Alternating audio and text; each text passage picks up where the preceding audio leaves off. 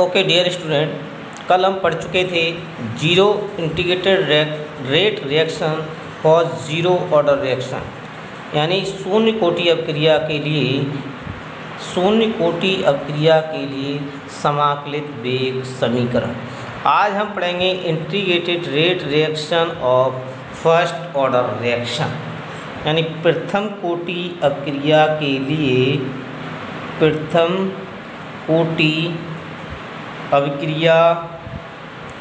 लिए समाकलित वेग समीकरण। तो पहली बात तो ये देखें कि फर्स्ट ऑर्डर रिएक्शन क्या है। मैंने बताया था आपको, जीरो ऑर्डर रिएक्शन के लिए भी बताया था, फर्स्ट ऑर्डर रिएक्शन के लिए बताया था और सेकंड ऑर्डर रिएक्शन के लिए। जो नंबर ऑफ रिएक्टेंट होते हैं, यदि 1 है, 2 है, 3 है, 1, 2 या 3 कुछ भी है और उनकी कंसंट्रेशन में कोई भी चेंज नहीं हो रहा है तो वो कहलाती है जीरो ऑर्डर। यदि सपोज करो कोई भी रिएक्शन है, उसमें रिएक्टेंट 2 हैं या 3 हैं और किसी एक रिएक्टेंट की कंसंट्रेशन में चेंज आ रहा है तो वो कहलाती है फर्स्ट ऑर्डर रिएक्शन, यानी प्रथम कोटि की अभिक्रिया। अब सपोज करो R = P मेरे पास ये रिएक्शन है। R का मतलब रिएक्टेंट और P का मतलब प्रोडक्ट। जब इनिशियली क्या था, यानी प्रारंभ में T = 0 था, तब मेरा P क्या था, 0। जब समय 0 था तो सपोज करो यहाँ पर जो रिएक्टेंट था इसकी कंसंट्रेशन A थी और प्रोडक्ट की कंसंट्रेशन क्या थी, 0 थी।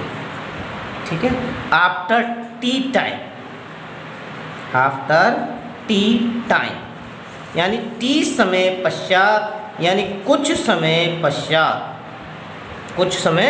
पश्चात प्रोडक्ट की कंसंट्रेशन X हो गई। जब प्रोडक्ट की कंसंट्रेशन X हो गई तो रिएक्टेंट की कंसंट्रेशन कितनी रह गई, A - X।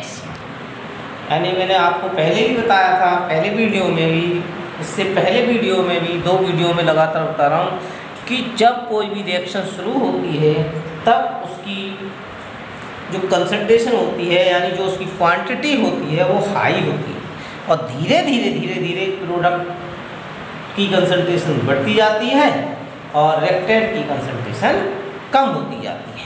या हम दूसरे शब्दों में ये भी कह सकते हैं कि रिएक्टेंट की जितनी हम मात्रा लेते हैं शुरू में, वो धीरे धीरे कम होती जाती है, प्रोडक्ट की मात्रा बढ़ती जाती है। क्लियर। इसके लिए हमें निकालना है वेग।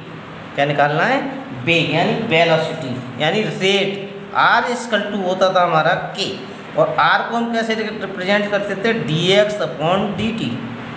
किससे, dx/dt is directly proportional to the concentration of reactant. Clear. यानी dx/dt is directly proportional to the rate of reaction. इसको हटाएं प्रोपोर्शनैलिटी को तो क्या हो जाएगा, -dx/dt = K R concentration of R की सांद्रता। यानी क्या निकालना है हमें, R निकालनी है। R बराबर हमारा K होता था। R क्या है, हमारी रेट यानी वेलोसिटी, यानी जो अभिक्रिया का वेग हमें निकालना है वो क्या था हमारा, -dx/dt डायरेक्टली प्रोपोर्शनल टू होता था किसके, R के। -dx/dt = K R की कंसंट्रेशन। ठीक है, सांद्रता। अब इसमें ये देखेंगे कि जैसे T समय पश्चात, कुछ समय पश्चात क्या हो गया था, R की वैल्यू क्या होती है, A - X। तो A - X कहाँ रख देंगे, इसमें। तो क्या हो जाएगा, -dx/dt = K A - X। क्योंकि R की कंसंट्रेशन कितनी होगी, A - X हो गई घटकर T समय, आपका T समय पश्चात। यहाँ पर लिख लेंगे आफ्टर टी टाइम, यानी T समय पश्चात R की कंसंट्रेशन कितनी हो जाती है, concentration of R = A - X। A - X कहाँ लग दिया, यहाँ पर R पे क्या आ गया, -dx/dt = K A - X। अब ये जो A-X है, यहाँ पर X और यहाँ पर X है, इन दोनों को एक तरफ कर लें तो क्या लिख सकते हैं, -dx/A - X is equal to k into D T, के इंटू डी टी। अब इस इक्वेशन का हम क्या करते हैं, समाकलन करते हैं, यानी इंटीग्रेशन करते हैं। क्या करेंगे हम, समाकलन करने पर क्या लिखेंगे, समाकलन करने पर इक्वेशन इसे चलो 1 दे देते हैं, यहाँ पर लिख दो समीकरण 1 का समाकलन करने पर, यानी on integration of equation 1, on integration of equation 1, equation 1 का समाकलन करने पर क्या प्राप्त होगा देखें। यहाँ पर माइनस समाकलन का निशान, इंटीग्रेशन का निशान, dx upon a minus x is equal to k integration dt। Clear. जब इसका समाकलन करते हैं तो यह आता है minus log a minus x is equal to के T plus c, where c is equal to होता है इंटीग्रेशन कांस्टेंट, इंटीग्रेशन कांस्टेंट या समाकलित वेग स्थिरांक। क्या होता है, समाकलित वेग स्थिरांक। क्लियर है। अब देखें यहाँ पर minus log a minus x equal to के टी प्लस सी आ गए, इसे इक्वेशन दे देते हैं हम 2। इक्वेशन कौन सी दे देते हैं, 2।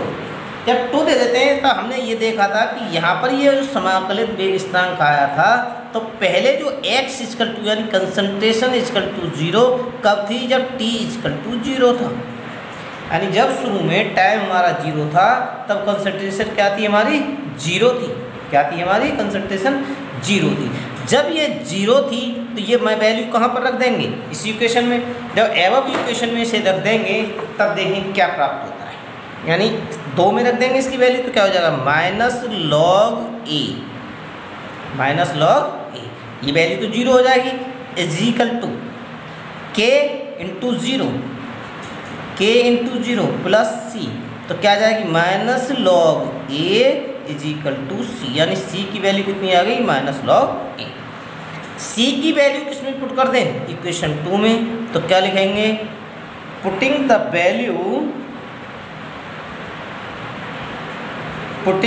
Value of c is equal to minus log a in equation 2, यानी c is equal to minus log a का मान समीकरण 2 में रखने पर,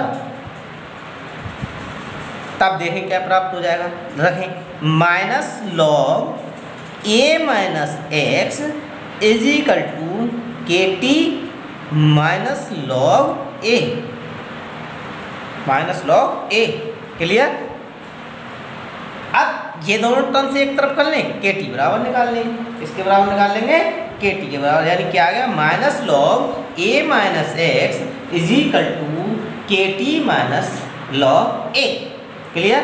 अब देखें क्या होगा, लॉग ए को किधर ले आए, इधर ले आए, लॉग ए को इधर ले आएंगे तो क्या हो जाएगा, log a minus log a minus x is equal to के टी।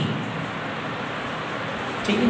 और ये जो मैथ के फॉर्मूले के अकॉर्डिंग होता है, ये हो जाता है log a upon log a minus x. तो क्या लिख लेंगे, k t is equal to log a upon log a minus x. क्या आ जाएगा, k t is equal to log a upon log a minus x. Clear.